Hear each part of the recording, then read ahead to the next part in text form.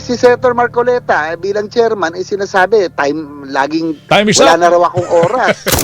Sana nga po, very unfair kasi po, abogado pa naman siya, ang gusto natin malaman niyo itong matunton nito, dapat pag nandun na po yun, matutumbok na, bigyan mo na ng leeway para Oo, matapos na at extension. malaman na. What's up mga kaibigan, nandito na naman tayo sa ating reaction video. Well, sa araw nito mga kaibigan, ay pag-uusapan natin ngayon ang nangyaring tensyon ngayon dyan sa Senado. Well, nag-ugat ito mga kaibigan kung saan nagkaroon na ng hearing sa Blue Ribbon Committee, and then yung minority mga kaibigan ay nagpaplano na magpanukala ng batas na gagawa ng independent commission para mag-imbestiga sa flood control. Pangalawang issue mga kaibigan, yun na nga, natapos na ang first hearing, after that, nagkaroon ng privilege speech si Panfilo Lacson. At dahil sa mga pangyari yung mga kaibigan, naramdaman ni Marcoleta na ano ba to, pang-iinsulto ba to sa akin? Kasi nga mga kaibigan, nagsimula na nga ang hearing ng Blue Ribbon Committee, alam naman natin yung mga ganyang issue, sa Blue Ribbon Committee naman talaga i-hearing yan.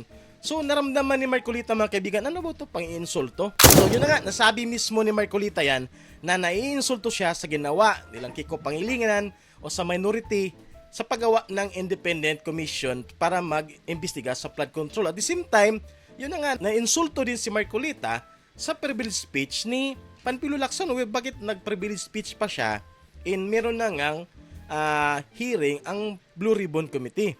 Kumbaga dapat sana isinumitin na lang niya ang kaniyang mga findings, di ba? Pero yun na nga, nakita natin nung nakarang hearing, wala naman si Lacson doon. So saan niya ba dadalhin yung mga findings niya regarding sa flood control scandal?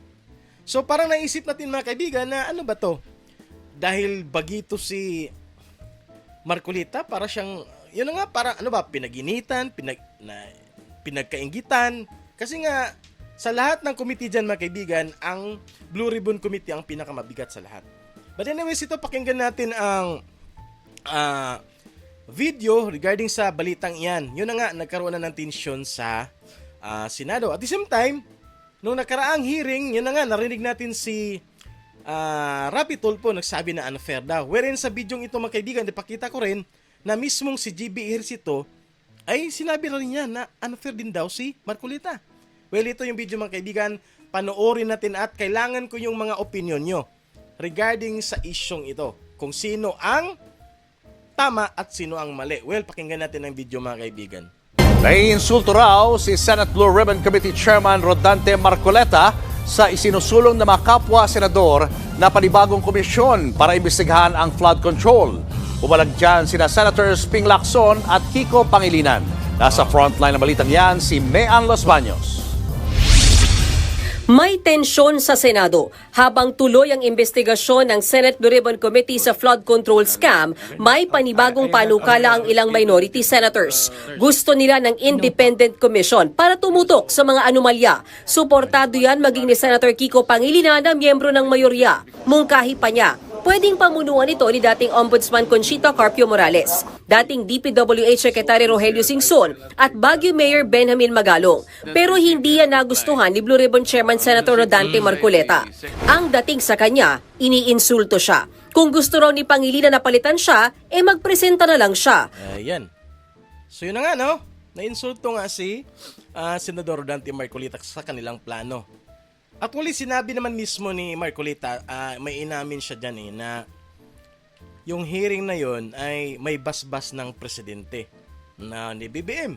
Kasi nga, may ibinigay nga daw na ebidensya si BBM sa kanya. Para simulan na nga yung Blue Ribbon Committee. So, in other words, hindi yan yung tipong sinimulan ng hearing nang dahil gusto talaga ni Marcoleta, kundi may basbas daw ng presidente. Tuloy na rin. Umalma si Pangilinan. Git niya, hindi siya ang nagmungkahi niyan. Kulang daw sa research si Marcoleta. Si Senate Minority Leader Tito Soto raw ang nagpanukala ng independent commission at hindi rin naman daw pinipigilang mag-imbestiga si Marcoleta. So ang point ni Kiko mga kaibigan, si Kiko ang nabuntutan ni Senador Marcoleta, pero sabi nga ni Kiko, hindi si Tito Sotong may plano niyan, yung independent commission. mag-research ka nga ng tama. O, yun ang sabi ni Kiko. O, tuloy natin. Dagdag pa ni Pangilinan, wala siyang panahon sa personalan, trabaho lang. Pinasaringan din ni Marcoleta sa Senator Ping Lacson na umapila raw na baguhin ang hearing schedule para hindi magsabay sa budget hearing. Yeah. O, sino yung nakarinig dyan? Nung nakaraang privilege speech niya, tapos mayroong interpolation, yun na nga, sabi niya, pwede, nasaan ba yung chairman ng Blue Ribbon Committee? Ano natin, i-move natin yung schedule. Pero yun nga, hindi pumayag si Marcoleta. Ni Marcoleta, pinapakialaman siya. Buwelta naman ni Senator Lacson, walang nanghihimasok. Walang nanghimasok dito. Gusto naming lahat mapaayos ang takbo ng gobyerno. Well, yun na nga. So, ito ang big question dyan.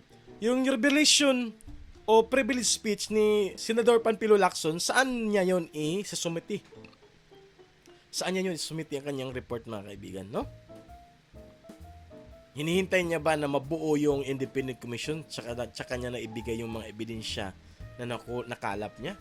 Ayaw niya ibigay sa committee ni Marcoleta. Ano sa tingin niyo, mga kaibigan? Tama ba yun? Parang nagkaroon ba ng parang yung tipong wala silang tiwala. Parang ganun parang wala silang tiwala yata sa chairmanship ni Marcoleta. Well, mamaya mga kaibigan, ipakita ko rin ang pagreklamo mismo sa panayam kay GBRC ito. Kasi nung nakaraang hearing, broad talaga, nagreklamo talaga si Rapi Tulfo. Ano ba to? Unfair man to, ganyan-ganyan. Nag-explain naman si Senador Marcoleta. Well, sa video ito mamaya, mga kaibigan, pakita natin na mismong si GBRC ito, nagsabi na rin na unfair daw ang pag-handle or estilo na ni Senador Marcoleta sa Blue Ribbon Committee. Lang daw nilang maayos ang gobyerno. Ayaw niya rin daw ng away, pero kung aawayin siya, abay papalag daw si Lacson. Uy, Yun na nga, mga kaibigan.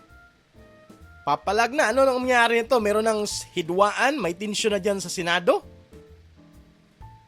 Kung isipin natin, mga kaibigan, bago pa si Marcoleta dyan, pero meron ng mga ganito. Ano ba to? Naapakan ang mga ego nyo kasi matagal na kayo dyan, pero kang Marcoleta ibinigay ang chairmanship sa Blue Ribbon Committee. Ano sa tingin nyo, mga kaibigan? Ano ba to? Pinag-initan si Marcoleta? O wala lang talagang kakayanan si Marcoleta na maging chairman sa Blue Ribbon Committee? Ano sa tingin nyo, mga kaibigan, regarding sa issue na to? Di ba? Kung isipin natin, di ba? Yan. So, yun na nga. Ang next video na aking ipapakita ay ang panayam kay GBRC Estrada na yun na nga sabi niya, unfair daw ang estilo ni Marcoleta sa kanyang hearing. Ito yung pong video, mga kaibigan, panoorin natin para malaman nyo kung ano talagang kanyang sinasabi. Si Senator Marcoleta, bilang chairman, sinasabi, time is up. wala na raw akong oras. Sana nga po, very unfair kasi po. O yun, rinig nyo? Very unfair daw yung pag-handle ni Marcoleta sa hearing na yon. So, dalawa na sila, mga kaibigan, na nagreklamo. Si Rapi Tulfo at saka si GBRC ito. Well, mga kaibigan, kayo ang aking tatanungin. Ano sa tingin nyo? Unfair nga ba si Marcoleta sa pag-handle sa hearing na yon o hindi? Ayan. Mamaya magbibigay din ako ng conclusion kung ano yung side na dadapigan natin. Okay, so tuloy natin. Abogado pa naman siya. Ang gusto natin malaman niyo itong matunto nito. Dapat pag nandun na po yun, matutumbok na, bigyan mo na ng leeway para matapos na at malaman na. Hindi ba niya na-follow up yung mga tanong ninyo? Kasi nag-follow up.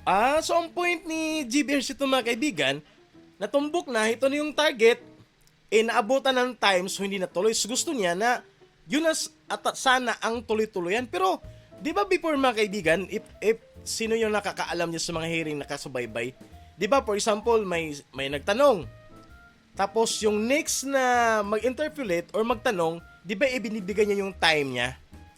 Pero sa hearing na yun, mga kaibigan, walang nagbigay ng time Walang naglewe Ganun ang nangyari doon. So in other words, mga kaibigan, lahat mismo ng mga senador na nandun sa hearing na yun ay mainit talaga.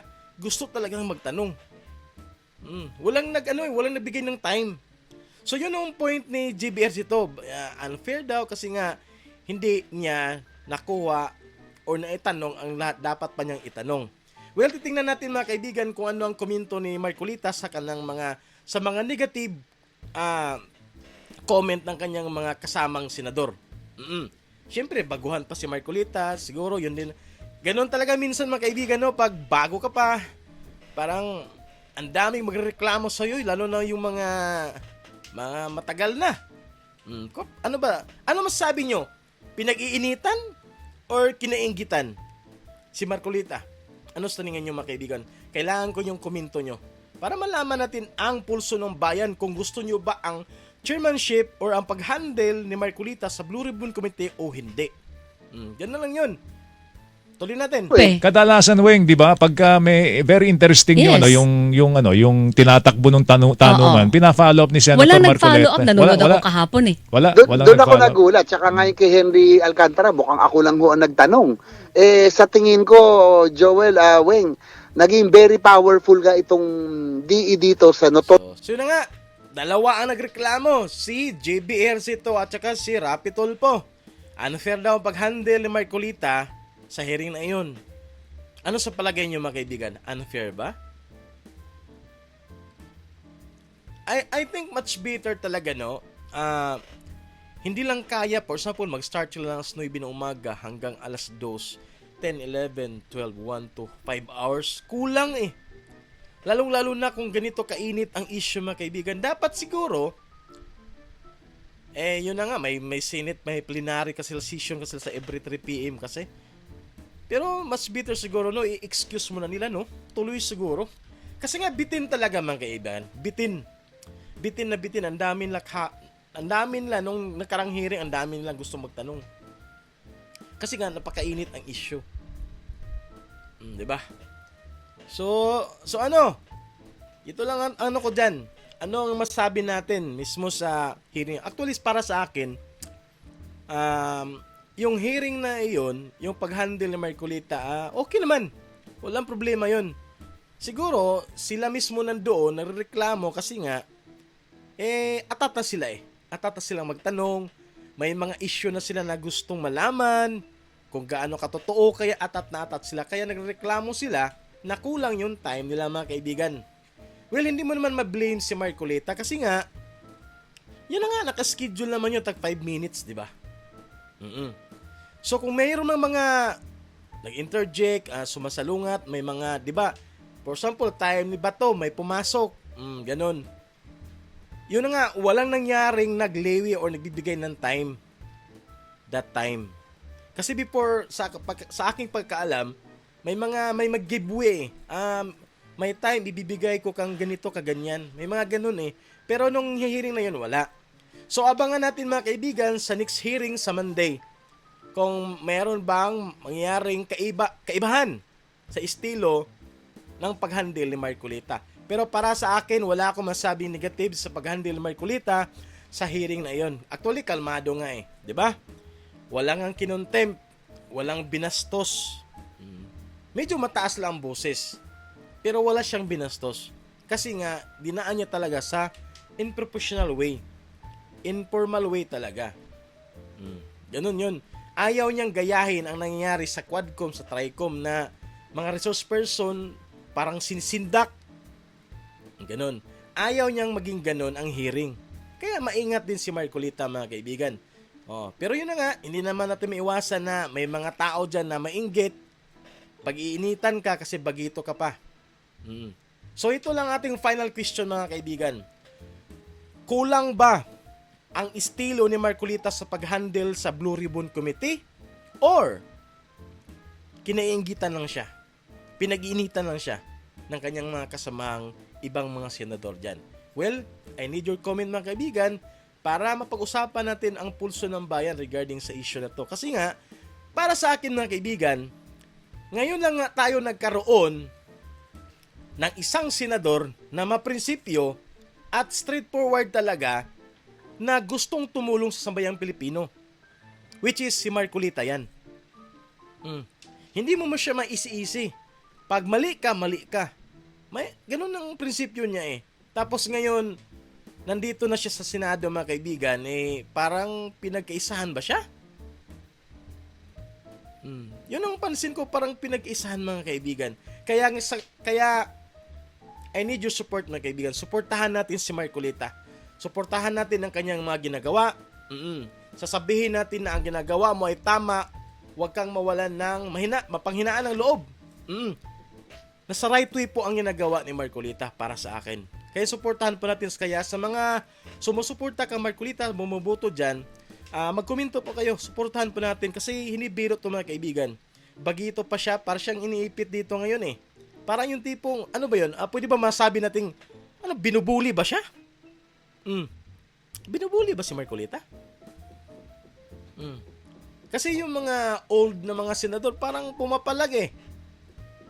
Kita nyo naman, JB, Rapi Tulfo, Kiko Pangilinan, Soto, Lacson, may iba pa dyan. Di ba? Pero ang tanong dyan, aatras ba si Marcolita sa kanyang ganyang mga birada? Kasi alam naman nating palaban to si Marcolita mga kaibigan, di ba? So yun lang. Ang isyong ito ba ay tungkol sa kulang na pag-handle niya sa kanyang komite? Or kinainggitan lang siya mga kaibigan? Yan ang iiwan kong question na kailangan ko ang inyong mga sagot. Para malaman natin kung para sa akin kasi walang kulang. Walang kulang sa kanyang pag-handle sa committee. Masyado ngang formal eh. Hindi binibastos ang mga resource person. Nirespeto talaga. Yun ang maganda doon. Tapos may pitik kaunti. Pag nagsisinungaling may pitik, di ba? So, yun na nga, may mga ibang mga broadcast na nagsabi na masyadong kalmado, cold daw masyado si Marcolita, pero wag niyang itulad si Marcolita sa Quadcom, sa Tricom, o ano pang hearing dyan sa Kongreso. Kasi ibang style nila doon. Parang inaano nila ang mga resource person, tinatakot. Kaya ibahin nila ang Senado, ibahin nila si Marcolita. So yun lang. I hope nag-enjoy kayo sa ating video sa araw na ito. Pasensya na kayo sa busis natin kasi may lag na tayo ngayon eh. May lag na tayo. Oo. So, yun na nga. Suportahan po natin ang kampanya ni Marcolita, lalong-lalo na bago pa siya as senador. Kasi parang nakita ko mga kaibigan, parang pinag-initan siya eh. Pinag-initan siya ngayon. Katulad ngayon sa topic natin, 4 na senador JB, Rapi Tulfo, Kiko, Lacson. Bangayan na mga kaibigan. Kaya aabangan din natin kung ano ring sagot ni Marcolita nito sa mga isyong ito. Actually, sa Friday, meron siyang schedule doon sa Saganang Mamamayan. Yun ang aabangan natin kung ano rin ang sagot niya sa mga reklamo o mga napansin ng kanyang mga kapwa senador sa issue sa flood control hearing sa Blue Ribbon Committee. So, I hope nag-enjoy kayo sa ating video. Huwag kalimutan mag-like, share, and subscribe. Basta mga kaibigan, I need your comments sa issue na ito. Oo. Tsaka gusto ko rin magpasalamat sa mga bagong subscriber natin dyan. Thank you sa pag-atangkilik sa ating channel. Kaya huwag kalimutan po mag-like. Kaya everyday po meron po tayong upload video. Kaya abangan po na to. Paki-turn on po yung ating notifications sa ating YouTube. I-select po yung all doon sa notification bell para lahat ng post natin ma-priority po kayo. So, until next time mga kaibigan, I hope nag-enjoy kayo sa ating video. Bye-bye!